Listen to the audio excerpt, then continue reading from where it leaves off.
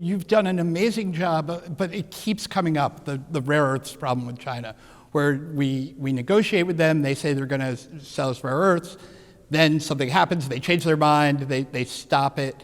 Sometimes this looks like maybe rogue agents in China. But one question that we have is, this doesn't seem sustainable. We can't stay dependent on China. Is the administration moving to move us away from rare earth dependence to rare earth independence? What you are saying, John, is we are taking back our sovereignty, and that it's inexcusable. And again, this is back to like this unfettered free trade idea. The technology, especially in rare earth magnets, that's being used against us, it was U.S. technology. General Motors sold the company to a Chinese company in 1995. The Chinese company was required to keep the business onshore in the U.S.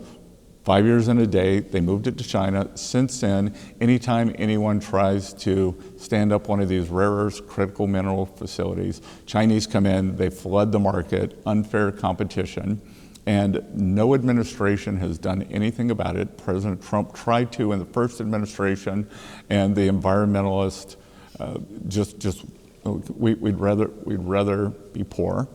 And so a group of us came in, and we are determined that it's not just rare earths, but rare earths is the centerpiece of this. I was down in my home state of South Carolina, a small town called Sumter.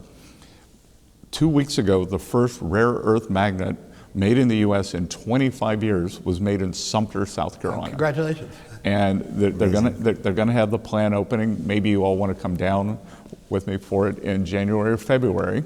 Let's go. And but it's a great American story too, really because most of the work, so 300 jobs at this plant, 800 construction jobs to build it. They think it could be 10 times bigger, so it could end up being 3,000 jobs. They would be able to supply the U.S. with the rare earths that we need. It had been that town, the predominant employer other than the Air Force, had been a Caterpillar factory that had closed. So I asked the plant manager, how did you decide who you were going to hire? And he said, you know, if some of these folks had been at Caterpillar for 10, 15 years and they'd stuck with them, it was an easy hire.